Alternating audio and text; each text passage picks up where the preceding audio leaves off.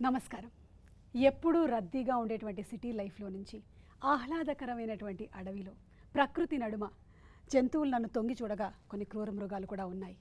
కానీ చాలా హాయిగా ఆనందంగా ఉంది. మొట్టమొదటిసారిగా మన తెలుగు సినిమాల్లోని ఒక ఇంటర్వ్యూని ఇలాంటి ఒక ప్రశాంతమైన వాతావరణంలో చేపట్టినటువంటి ఘనత captain of the ship director Gunasekhar గారిదే. గుణశేఖర్ గారు నమస్కారం అండి. నమస్కారం అండి. And hearty congratulations. ట్రైలర్ చాలా బాగుంది, పాటలు చాలా బాగున్నాయి. మేమందరం ఏప్రిల్ 14 కోసం ఎదురు చూస్తూ ఉన్నాము సినిమా రిలీజ్కి. అండ్ ఈరోజు ఇంటర్వ్యూ అంటే జనరలీ 2 కుర్చీలు వేసేసి ఒక టేబుల్ ఉంటుంది, అలా మాట్లాడేసుకుంటూ ఉంటాం మేము. కానీ ఈ యాంబియన్స్ని మీరు మళ్ళీ క్రియేట్ చేసినందుకు థ్యాంక్స్ అండి. ముఖ్యంగా ముందుగా మీకు కూడా థ్యాంక్స్ అండి. చాలా నాళ్ళైంది మిమ్మల్ని ఇలా కలుసుకొని. అవునండి, అవును. అందుకని చాలా ఆనందంగా ఉంది. ముందు అసలు నేను మీతో కలిసి చేసినటువంటి ఇంటర్వ్యూ అర్జున్ సినిమా కోసం. ఓకే. ఆ తర్వాత మళ్ళీ చాలా టైము గ్యాప్ పట్టింది. అవును. పిలిచినందుకు థ్యాంక్స్. అర్జున్ టెంపుల్ సెట్లో కలిసి. టెంపుల్ సెట్లో, అవునండి, అవును. గుణశేఖర్ గారు అంటేనే సెట్ ఉంటుంది. గుణశేఖర్ గారిది అసలు ఎంత ఫ్యాసినేషన్ అంటే, మీరు ఇప్పుడు ఇది ఒక ఫ్యాంటసీ మూవీ, ఒక ఫెయిరీ టేల్ ఫిల్మ్, కానీ మీరు ఇలాంటి ఒక ఫెయిరీ టేల్ తీయక ముందే మీ సినిమాలంటే ఒక ఫ్యాంటసీ ఉండేదన్నమాట. గుణశేఖర్ గారు సినిమా తీస్తున్నారు అంటే ఆ సెట్ ఎలా ఉంటుంది, ఆయన యాజ్ ఇట్ ఈస్గా రీకన్స్ట్రక్ట్ చేసేసారంట. చార్మినార్ని మళ్ళీ కట్టారంట, మళ్ళీ మీనాక్షి టెంపుల్ని కట్టారంట అనే ఆ లుక్ మనకి ఎప్పుడు ఉండిందనమాట. So once again we are all going to be thrilled by Shaakuntalam అండి. థ్యాంక్స్ అండి. ముందుగా మీకు పరిచయం చేస్తారా? ఇది శకుంతలాస్ వరల్డ్ అండి ఇది. ఓకే. సో ఈ క్యారెక్టర్లన్నీ కూడా శకుంతల స్నేహితులు అనమాట. ఇవి ఊరికనే సినిమాలో ఏదో జంతువుల్లాగా ఉండడమే కాకుండా వీటన్నింటికి క్యారెక్టర్స్ ఉన్నాయండి. వీటన్నింటికి పేర్లు కూడా ఉన్నాయి. సో శకుంతలతో పాటు ఇవి కూడా చాలా చక్కగా మసులుతూ ఉంటాయి అన్నమాట. సో ఇందులో తన పేరు శ్రీదత్త అండి. టైగర్ శ్రీదత్త. శ్రీదత్త గారు నమస్కారం అండి. ఈ దేవదత్త అండి. దేవదత్త గారు నమస్కారం అండి. మాకు ఇప్పటి వరకు శివదత్త గారు మాత్రమే తెలుసు, ఈరోజు మీరిద్దరూ తెలుసు. తిను నేత్రిక. నేత్రిక, ఆహా, నిజంగానే నేత్రపర్వంగానే ఉంది చూడడానికి. తను స్వప్నిక. స్వప్నిక, నేత్రిక, వీళ్ళిద్దరూ ఫ్రెండ్స్ అండి.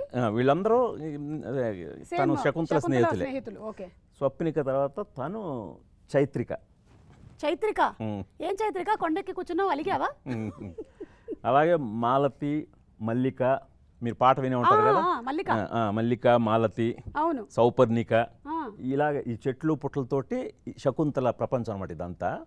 సో తను ఇక్కడే పెరిగింది, వీటి మధ్య వీళ్ళే తనకి స్నేహితులు అనమాట. వీటన్నిటితో పాటు తన మెడలో ఉండేది సుమమాల, అంటే నేనన్నమాట. కానీ చాలా బాగుందండి. వీటన్నిటికీ పేర్లు ఉండడం, ఆ పేర్లు ఇంత చక్కగా ఉండడం చాలా బాగుంది. వీళ్ళందరినీ మేము సినిమాలో మళ్ళీ కలుసుకోబోతున్నాం అనమాట. ఏప్రిల్ 14న థియేటర్స్లో కలుస్తాం. సార్, మీరు చదివేటప్పుడు హిస్టరీలో బెస్ట్ స్టూడెంటా సార్? ఎందుకంటే మీరు కోటలు కట్టేశారు, కోటల గురించి చెప్పేశారు, కొండారెడ్డి బురుజుల్ని, అంటే వాటి ప్రాముఖ్యతల్ని, ఆ ప్లేస్మెంట్స్ని మేము సోషల్ స్టడీస్లో చదివితే కూడా ఎక్కనంతగా మీ సినిమాల్లో నుంచి ఎక్కించుకున్నాం అనమాట కొన్ని. సో మీరు హిస్టరీ బెస్ట్ స్టూడెంట్? నాకు అంటే బెస్ట్ స్టూడెంట్ అని కాదు కానీ హిస్టరీ బుక్స్, నాన్ డీటెయిల్స్, వాటిల్లో ఉండే స్టోరీస్ మీద మొదటి నుంచి, చిన్నప్పటి నుంచి కూడా చాలా ఎక్కువ ఆసక్తి ఉండేది. అందువల్ల రుద్రమదేవి నాన్ డీటెయిల్ నాకు 8th స్టాండర్డ్లో, అది కానీ ఇప్పుడు ఈ శకుంతలోపాఖ్యానం, ఈ శకుంతల దుష్యంతుల కథ కూడా మనకి పాఠ్యాంశమే. సో అలాగా వీటి మీద నాకు అప్పటి నుంచి కూడా బాగా ఇంట్రెస్ట్ ఉండేదండి. అది సరే, దీని పేరు చెప్పలేదు. దానికి పేరు లేదు. మనమే ఏదైనా ఒక పేరు పెడితే బాగుంటుందేమో. సరేనండి, వెళ్ళే లోపల మనకి సమంత గారు వచ్చిన తర్వాత ఆవిడతో దీనికి నామకరణం చేస్తాం. ఇవి యాక్చువల్గా దీనికి ఒక గ్రూప్ ఉంటాయండి. ఇవన్నీ ఇక్కడ ఇది కణ్వాశ్రమ ప్రాంతం అనమాట. మాలిని నది తీరాన మన హిమాలయాల్లో. సో మాలిని నది తీరాన ఉండే కణ్వాశ్రమ పరిసర ప్రాంతాలు అనమాట ఇవి. వాటిల్లోనే ఇవి కూడా పెరుగుతుంటాయి. అంటే కణ్వాశ్రమం అంటే చాలా ప్లెజెంట్గా, చాలా ప్రశాంతతతో ఉంటుంది. ఎప్పుడు యజ్ఞ యాగాదులు జరుగుతుంటాయి. ఆ యాగాల్లో, యజ్ఞాల్లో వచ్చే మంత్రాలు ఇవన్నీ కూడా ఎప్పుడు వింటుంటాయి. ఇవి కూడా మంత్రాలు పఠిస్తుంటాయండి. చిలకలు చెప్పేస్తాయి కదా, అలాగనమాట. నేను కూడా పూర్వజన్మలో చిలకనై ఉంటాను, అందుకని ఇంత మాట్లాడుతున్నాను నేను. కానీ ఈ వాతావరణము, ఈ యాంబియన్స్ సినిమాలో దీనికన్నా 10 రెట్లు ఎక్కువగా మనం చూడబోతున్నాము, అంతే కదండి? అవునండి. అండ్ ఏంటంటే మీరు అంతకుముందు రామాయణం సినిమా తీశారు, అలాగే అర్జున్ వచ్చింది, ఒకడొచ్చింది, రుద్రమదేవి వచ్చింది. బట్ ఇది ఒక రకమైనటువంటి ఒక ఫ్యాంటసీ వరల్డ్ దాన్ని క్రియేట్ చేస్తున్నారు. ఫెయిరీ టేల్ అని వచ్చింది. ఫెయిరీ టేల్ అనొచ్చు. మీకు ఇష్టమైన ఫెయిరీ టేల్ ఏది, మీరు చిన్నప్పుడు చదివిన ఫెయిరీ టేల్స్లో? నాకు అంటే ఫెయిరీ టేల్స్లో నాకు అంటే యాక్చువల్ చెప్పాలంటే డిస్నీ ఫిల్మ్స్ చాలా ఇష్టం అండి నాకు. మొదటి మాట అవి ఆ డిస్నీ ప్రిన్సెస్ అన్న ఆ క్యారెక్టర్స్ మా ఇంట్లో కూడా ఆ వాతావరణం ఎక్కువ. మా ఇంట్లో నాతో పాటు పిల్లలు మిసెస్ అందరూ అవే చూస్తుంటాం. అదొక మంచి ఇదండి, ఎందుకంటే మళ్ళీ కాన్ఫ్లిక్ట్ ఆఫ్ ఒపీనియన్స్ రావు. అది ఓకే, ఇప్పుడు పాప ఏమో సినిమా ప్రొడ్యూస్ చేస్తూ ఉన్నారు. ఐ థింక్ ఫుల్ ఫ్లెడ్జ్డ్గా ఒక సినిమాని ప్రొడ్యూస్ చేయడం అంటే ఈ శకుంతలం సినిమాతోనే జరిగింది. సో ఎలా హ్యాండిల్ చేసింది అంటారు? అదే అంటే ఈ తను యాక్చువల్గా అండి శాకుంతలం అనే ఈ ప్రాజెక్టు మొదలవడానికి లీడ్ తనేనండి. తాను యాక్చువల్గా యూకేలో art and visual culture masters చేసింది. చేసి వచ్చాక తను ప్రొడ్యూసర్గా మారాలనుకుంది. సో అప్పుడు నన్ను కొన్ని ఐడియాలు చెప్పమంటే నేను నా దగ్గర ఉన్న 4-5 కథల్లో చెప్పాను. అందులో సోషల్ కూడా ఉన్నది. సో తను ఈ కథను సెలెక్ట్ చేసుకుంది. ఈ శకుంతల దుష్యంతుల కథ చెప్తే బాగుంటుంది, సో ఇప్పటి మిలీనియల్ ఆడియన్స్కి. సో అని తను చెప్పడంతో నాకు చాలా తను ఇది సెలెక్ట్ చేసుకుందనేది నాకు ఇంట్రెస్టింగ్ అనిపించింది. సో అలాగే ఈ ప్రాజెక్ట్కి ఫస్ట్ తను లీడ్ అయింది. ఇంకా టఫ్ ప్రొడ్యూసర్ అంటే అది చాలా టఫ్ అండి. అవునా? ఎందుకంటే ఇదివరకు ప్రొడ్యూసర్లు లక్ష్మీదత్ గారు, ఎంఎస్ రాజు గారు వీళ్ళందరూ ఎప్పుడైనా వాళ్ళు ఏదైనా నన్ను వాయించాలనుకుంటే ఫోన్ చేసి వాయించేవారు. ఇప్పుడు ఇది ఇంట్లోనే ఉంది. అంటే కథ చెప్పేటప్పుడు నాన్న నువ్వు షూటింగ్లో ఏదో కొన్ని మీకు తెలియదే ఉంది, మనకు ప్రాక్టికల్ ప్రాబ్లమ్స్లో మనం కొన్ని డిస్క్రైబ్ చేసినప్పుడు కొంత అడ్జస్ట్మెంట్ జరుగుతుంది. ఆ అడ్జస్ట్మెంట్ ఒప్పుకునేది కాదు. అది ఏది నువ్వు చెప్పేటప్పుడు మాత్రం అలా చెప్పు, ఇప్పుడు తీసేది ఇలా తీస్తున్నావేంటి, అది కావాల్సిందే. అవును. సో అలాగా చాలా టఫ్ అండి. కానీ అది హెల్ప్ అయింది మూవీకి. బాగా హెల్ప్ అయింది.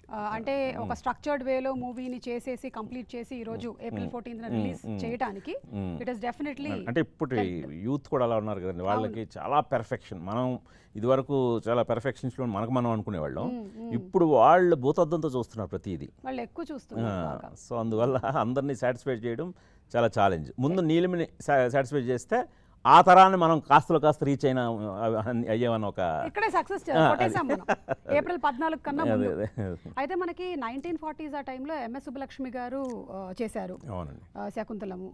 చాలా మందికి తెలియదు, ఆవిడ సింగర్ గానే తెలుసు, కానీ ఆవిడ యాక్ట్ చేసినటువంటి సినిమా శకుంతలం. ఆ తర్వాత శాంతారాం గారి సినిమా వచ్చింది, తర్వాత ఎన్టీఆర్ గారు, సరోజాదేవి గారి సినిమాలు వచ్చాయి. కానీ ఇప్పుడు దగ్గర దగ్గర ఒక 35-40 సంవత్సరాల తర్వాత కదండి మళ్ళీ ఇండియన్ ఫిల్మ్స్ మనం ఇలా శాకుంతలాన్ని ఈ జనరేషన్ కి పరిచయం చేయడం. I think it's the right time Gunasekhar గారు, బికాస్ ఈ జనరేషన్ వాళ్ళకి చాలా ఆప్షన్స్ వచ్చేసాయి చూడటానికి. సో దీంట్లోకి వెళ్ళి ఈ స్టోరీని చూడాలి అనేంత టైము వ్యవధి పేరెంట్స్కి ఉందో వాళ్ళకుందో తెలియట్లేదు, కానీ ఇది కరెక్ట్గా వాళ్ళకి ఇప్పుడు చేరుతుంది ఈ కథ. So was it a challenge అండి ఈ మిలీనియం వాళ్ళకి అందించాలి? పాప ఆల్రెడీ చేసింది దాని గ్రౌండ్ వర్క్, మీరు దానికోసం ఎలాంటి వర్క్ చేశారు? చాలా R&D చేసామండి. నాకు యాక్చువల్గా ఒక రీసెర్చ్ అండ్ డెవలప్మెంట్ టీం కూడా ఉంది. సో అంటే మీరు అన్నట్టు ఇప్పుడు 80 ఏళ్ళు అయింది సుబ్బలక్ష్మి గారి ఫస్ట్ ఇండియాలో తీయబడిన సినిమా అదేనండి. అంటే శకుంతల స్టోరీ మీద, శకుంతలై ఆ సినిమా పేరు తమిళ్లో తీశారు. Hollywood director. అంటే అప్పట్లో మనకి ఈ ఎక్విప్మెంట్లు ఇవన్నీ కూడా మనం ఇంపోర్ట్ చేసుకునేవాళ్ళం. టెక్నీషియన్స్ని కూడా వాళ్ళ మీద ఆధారపడి వాళ్ళతో మనం పని నేర్చుకునేవాళ్ళం. ఆ రోజు వాళ్ళందరూ అలా వచ్చినవాళ్ళు. సో అలా ఒక హాలీవుడ్ డైరెక్టర్ డైరెక్ట్ చేసాడు అది, ఈ శకుంతలై సినిమాని. సో 80 ఏళ్ల తర్వాత కూడా అది మనకు చూడండి, అది ఒక అదే టైమ్లెస్ క్లాసిక్ అంటాం కదా, ఈరోజు మాట్లాడుకుంటున్నాం. సో ఆవిడ భారతరత్న వరకు వెళ్ళారు సుబ్బలక్ష్మి గారు. సో అలాగా వన్స్ ఇలాంటి అటెంప్ట్ చేస్తేనండి ఆథెంటిసిటీ చాలా ఇంపార్టెంట్. మనకు ఇప్పుడున్న అడ్వాంటేజ్ ఆ రోజుల్లో ఒక 20 ఏళ్ల క్రితం మనకి ఈ సోర్సెస్ అంటే మనం లైబ్రరీల చుట్టూ అక్కడికి ఆ పెద్దవాళ్ళని కలిసి ఇదంతా చాలా శ్రమ ఎక్కువ ఉండేది. ఇప్పుడు R&D ఈ గూగుల్ పుణ్యం అని చెప్పి మనకి గూగుల్ ChatGPT కూడా వచ్చిందండి. ChatGPT అయితే కథ చెప్పేస్తుంది, సో అలాగ మనకి అది చాలా అంటే సోర్సెస్ ఎక్కడెక్కడ ఉన్నాయి. అదే ఇప్పుడు ఈ శకుంతలై సినిమా గురించి కూడా చక్కటి ఇన్ఫర్మేషన్ నెట్లో దొరుకుతుంది. సో ఇలాగే ఇన్ఫర్మేషన్ ఇప్పుడు మనకు బాగా దగ్గరగా ఉండడం మూలంగా వాటన్నిటిని బాగా స్టడీ చేసి, అంటే రేపొద్దున్న ఫ్యూచర్ జనరేషన్స్ వాళ్ళు రిఫరెన్స్గా తీసుకోవాలంటే శాకుంతలం సినిమాని తీసుకోవాలి. రైట్. అందుకని మనం కొద్ది ఒళ్ళు దగ్గర పెట్టుకుని కూడా మనం తీయాల్సిన బాధ్యత ఉంది మనకి. అవును. అండ్ అలాగే మణిశర్మ గారు మీది హిట్ కాంబినేషన్. మళ్ళీ ఇలాంటి ఒక మైథలాజికల్ సినిమాకి ఆ ఎక్స్పీరియన్స్ ఆఫ్ వర్కింగ్ ఎలా ఉండింది, హౌ వాజ్ ఇట్ అనేది ఒకసారి. ఆయన అంటే ఆయన యాక్చువల్గా మంచి ఆకలి మీద ఉన్నారు ఆయన, ఇలాంటి ప్రాజెక్ట్ ఎప్పుడు దొరుకుతుందని. సో ఆయన ఇప్పటివరకు పీరియడ్ ఫిల్మ్స్ చేయలేదు. ఓకే. దాంతో ఆయన ఇలా శాకుంతలం అనే స్టోరీ చెప్పగానే ఆయన ఇంకంతా ఇంత ఎఫర్ట్ పెట్టలేదండి. ఆయన పాత క్లాసిక్స్ ఇవన్నీ కూడా ఒకసారి విని ఆ స్టాండర్డ్ ఆయన కూడా మళ్ళీ ఇప్పటి మిలీనియల్ ఆడియన్స్కి మనం కనెక్ట్ అయ్యేలాగా ఆ మోడర్న్ ప్రజెంటేషన్ ఉండాలి, ఆ స్టాండర్డ్ మెయింటైన్ చేస్తూనే. అలాగే మరి ఈ రోజున మల్లిక పాట కానీ, బోట్ సాంగ్ కానీ, ముద్రగతమ కానీ ఇవన్నీ ఆయన అంటే సిచ్యువేషన్ వినటం ఆయన ఇన్స్టింక్ట్గా చేసినవండి ఇవన్నీ. మా కాంబినేషన్లో ఒక 30-40 ట్యూన్లు తీసుకోవటం అలా ఉండదండి. సో చెప్పటం ఏంటి, ఆయన అలా ఒక ట్రాన్స్లోకి వెళ్ళినట్టు వెళ్తారు. కరెక్ట్గా సిచ్యువేషన్లో నేను ఏదైతే కోరుకుంటున్నానో, ఏదైతే కమ్యూనికేట్ చేయాలని ఎగ్జాక్ట్గా అది ఇస్తారండి. ఆల్మోస్ట్ ప్రతి పాట ఫస్ట్ ట్యూనే ఓకే అవుతుంది, ఇంకా సెకండ్ ఆల్టర్నేట్ చెయ్యం. సో అలాగా ఆయన మంచి పాటలు అవడమే కాకుండా నేపథ్య సంగీతం ఇంకా ఆయన దాంట్లో ఆయనకి పేరు ఉన్నది మనకి. సో అదొకటి చాలా బాగా, అంటే దీనికి ఒక స్కేల్, అంటే మనం ఇంత మీరు క్యాన్వాస్ ఇచ్చారు, ఖర్చు పెడుతున్నారు, సో దానికి తగ్గట్టుగా మనం సింఫనీ ఆర్కెస్ట్రా ఉంటే బాగుంటుందని చెప్పి హంగేరీలో చేసామండి బ్యాక్గ్రౌండ్ స్కోర్. సో బుదాపెస్ట్ ఆర్కెస్ట్రాతో. సో దానికి ఆయన టబ్బీ అనే ఒక ప్రోగ్రామర్ని తను పెట్టుకొని, సో అంటే దీని ఆర్ఆర్ పీసులు కూడా చాలా అంటే కమ్యూనికేట్ చేస్తాను, అంటే కథని చాలా బాగా ఎన్హాన్స్ చేస్తాను అనమాట. సో అవన్నీ ట్రీట్ టు వాచ్, అంటే పెద్ద థియేటర్లో వింటూ వాటిని చూడటం, ఈ బ్యాక్గ్రౌండ్ స్కోర్ని బాగా ఎంజాయ్ చేయొచ్చండి. అదొక బ్రహ్మాండమైన ఎక్స్పీరియన్స్ ఇచ్చారు. అంటే తెలుగు ప్రేక్షకులకి మైథాలజీ అంటే చాలా ఇష్టం, సోషో ఫ్యాంటసీ అంటే కూడా చాలా ఇష్టం. అయితే చాలా ఏళ్ళు అయింది అవన్నీ చూడడానికి, చూసేటువంటి అవకాశం రాలేదు మాకు. బికాజ్ టెక్నాలజీ ఇంత పెరిగిన తర్వాత మనం సోషల్లో ఉండేటువంటి డ్రామానే చూస్తూ ఉన్నాం, కానీ ఇలాంటిది ఒకటి వచ్చింది అంటే దాన్ని థియేట్రికల్గా ఎక్స్పీరియన్స్ చేయాలి అని మేము మంచి ఆకలి మీద ఉన్నాము. అందుకే April 14న మేము పరిగెడతాము థియేటర్లోకి. ఆల్రెడీ ఆ ట్రైలర్లో ఆ వనము, ఆ అందాలు అవన్నీ చాలా బాగుంది. సో కమింగ్ టు దాట్, మీరు ఏదైతే అనుకున్నారో యాజ్ ఇట్ ఈస్గా మ్యూజిక్ ఆయన అందించారు, మరి అలాగే డిఓపి కూడా అంతే బ్రిలియంట్ వర్క్ చేశారు. సో వారి గురించి అంటే ఇది యాక్చువల్గా చెప్పాలంటే ఈ శాకుంతలం ఆల్మోస్ట్ నా ఒక్కడు టీం అండి. సో ఒక్కడికి వర్క్ చేసిన 90% టెక్నీషియన్స్ వర్క్ చేశారు. So DOP Shekhar V Joseph, so art director Ashok garu, so VFX supervisor Alagarswamy. So వీళ్ళందరూ కూడా ఇంకా మణి గారు అంటే ఎప్పుడు ఉండే ఆయనే. సో వీళ్ళందరూ కూడా చాలా ఛాలెంజింగ్గా తీసుకున్నారు ప్రాజెక్ట్ని. అంటే అదే మైథాలజీ అనేసరికి చాలా రేర్గా చేస్తుంటాం. సో ఇది వాళ్ళ బెస్ట్ ఉండాలని చెప్పి అందరూ అన్ని రకాల కేర్ తీసుకోవడం జరిగిందండి. అది అయితే పాప ప్రొడ్యూసర్ అయిన తర్వాత మీరు కొంచెం రిలాక్స్ అయ్యారా? ఇవన్నీ తను హ్యాండిల్ చేస్తుంది కాబట్టి అవ్వచ్చు అనుకున్నాను, లేదండి పని ఎక్కువైంది. టఫ్ ప్రొడ్యూసర్, పని ఎక్కువైంది. ఓకే.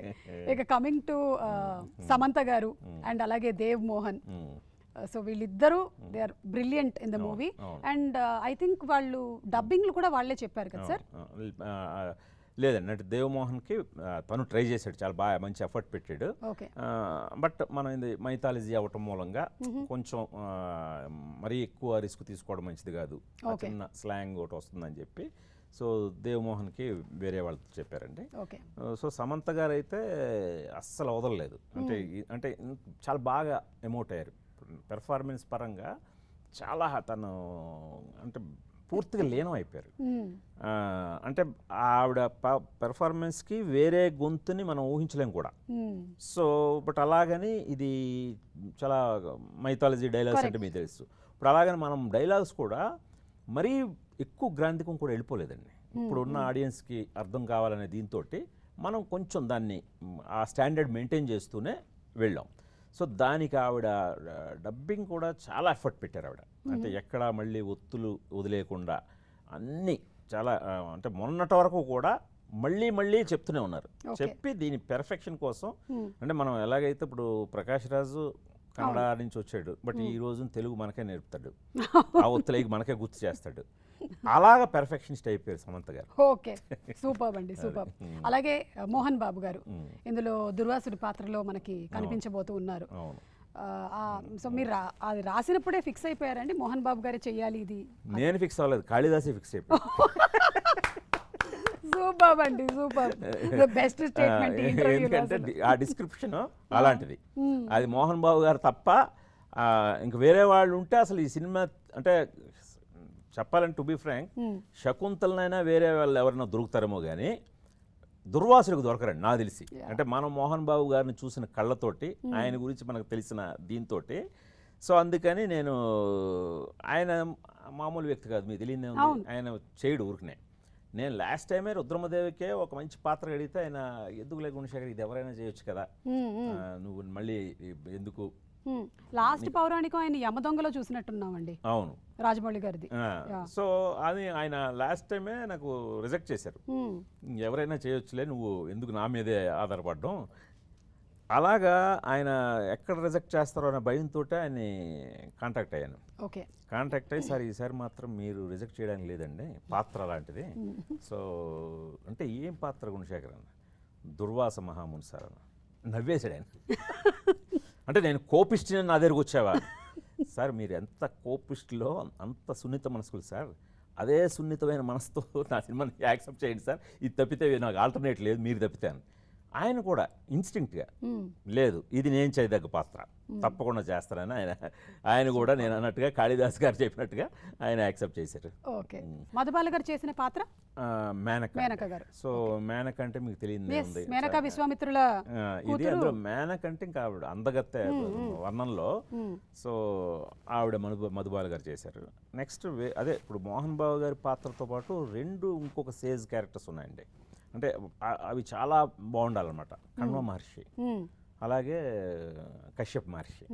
కణ్వ మహర్షిగా సచిన్ కేడేకర్ చేశారు. సో కశ్యప్ మహర్షిగా కబీర్ బేడి గారు చేశారు. మీరు ఇప్పుడు కబీర్ బేడి గారు మీరు పర్సనాలిటీ ఊహించుకుంటే ఆయన అలా కశ్యప్ మహర్షిలానే ఉంటాడు. ఆ హిమాలయాల్లో కశ్మీర్ పేరే ఆయన పేరుతో వచ్చింది, కశ్యప కనుమలు కశ్మీర్ అయింది. సో అలాగా వాళ్ళ ముగ్గురు నాకు బాగా అంటే ముందు కాస్టింగ్ సైడ్ ఓకే 100% మనం అచీవ్ చేసాం అనిపించింది. ఇంకా మధుబాల గారు, గౌతమి గారు, సో గౌతమి మాతగా ఆవిడ చేశారు. అనసూయ ప్రియంవదలు, ఇది తెలిసిన వాళ్ళందరూ కూడా వాళ్ళెవరు అని అడుగుతారు. సో ప్రియంవదగా అదితి బాలన్ ఆవిడ తమిళ్లో హీరోయిన్ ఆవిడ కూడా యాక్చువల్గా ఈ సపోర్టింగ్ రోల్ చేయాల్సిన అవసరం లేదు. బట్ ఇలాంటి ఒక ప్రాజెక్ట్లో నేను పార్టిసిపేట్ చేయటం ఇది నాకు ఒక ఇదిగా ఫీల్ అవుతున్నానని చెప్పి ఆవిడ తను చేశారు. అది అనన్య నాగండ్లా అని మన తెలుగు అమ్మాయి అనసూయ క్యారెక్టర్ చేశారు, మల్లేశంలో చేశారు. సో అలాగా ప్రకాష్ రాజ్ ఒక బోట్ మ్యాన్ క్యారెక్టర్ అండి, చాలా ఇంపార్టెంట్ క్యారెక్టర్. సో అది తను తప్పితే వేరే ఆల్టర్నేట్ ఉండన్నట్టుగా తను చేశాడు. సో ఈ పాత్రలన్నిటితో పాటు ఇంకొక చాలా ఇంపార్టెంట్ పాత్ర, అంటే మనం అంటాం కదా స్మాల్ రోల్ బిగ్ ఇంపాక్ట్ అని. ఎగ్జాక్ట్లీ. సో అలాంటి ఒక రోల్ భరతుడు. సో భరతుడిని ఎవరిని కాస్ట్ చేస్తామని, సో అలాంటప్పుడు అల్లు అర్హ. సో తను సో బన్నీకి వెళ్ళి చెప్పగానే నవ్వేశాడు, ఇప్పుడే మాటలు వస్తున్నాయి సార్ మీరు భరతుడు అసలు అంటే విపరీతమైన మాటలు ఉంటాయి, క్యారెక్టర్ చాలా డైలాగులు ఉంటాయి, ఇది తను చేయగలదా అని. బలేవాడు బన్నీ మనం వర్క్షాప్ పెడదాం అని మాకు రామాయణం నుంచి ఒక వర్క్షాప్లు నడుస్తుంటాయి, అరుణా భిక్షు గారు ఎన్టీఆర్ దగ్గర నుంచే. సో అలాగా ఆవిడకి అప్పచెప్పటం. పాప చాలా హైపర్ యాక్టివ్, చాలా వండర్ కిడ్ అండి. ఇక్కడ ముఖ్యంగా మీరున్నారు కాబట్టి ఒక చక్కటి విషయం చెప్పుకోతుంది. అంటే అర్హ పాపని వాళ్ళు పెంచిన విధానంలో ఒక మంచి చాలా ఇన్స్పిరేషన్ విషయం ఏంటంటే ఆ పాపకు ఒక్క ఇంగ్లీష్ వర్డ్ తెలియదండి, మొత్తం తెలుగే, స్వచ్ఛమైన తెలుగు మాట్లాడుతుందండి. సో మా సెట్కి వచ్చి తను కొన్ని తెలుగు పదాలు వాడుతుంటే సెట్లో వాళ్ళకి అర్థమయ్యేది కాదు. అవును, అయస్కాంతం అంటే పాప ఏదో ఐస్ క్రీమ్ అడుగుతుంది సార్ అని, ఐస్ క్రీమ్ కాదురా అయస్కాంతం అంటే మ్యాగ్నెట్ రా. అలాగా ఒక 3-4 రోజులు అయిన తర్వాత బన్నీ కంప్లైంట్ చేశాడు, సార్ మీ సెట్కి వచ్చి పాప పాడైపోయింది, ఇంగ్లీష్ పదాలు కట్టు, స్టార్ట్ కెమెరా ఇలాంటివి అంటుందండి అని. సో స్నేహారెడ్డి గారిని కానీ బన్నీని కానీ చాలా అభినందించాలండి ఈ విషయంలో. అంటే ఇంగ్లీష్ ఎలాగో ఈరోజు తప్పించుకోలేము సార్, ఎలాగో వస్తుంది, బట్ తెలుగు రావడం, మాతృభాష రావడం అనేది చాలా గొప్ప విషయం.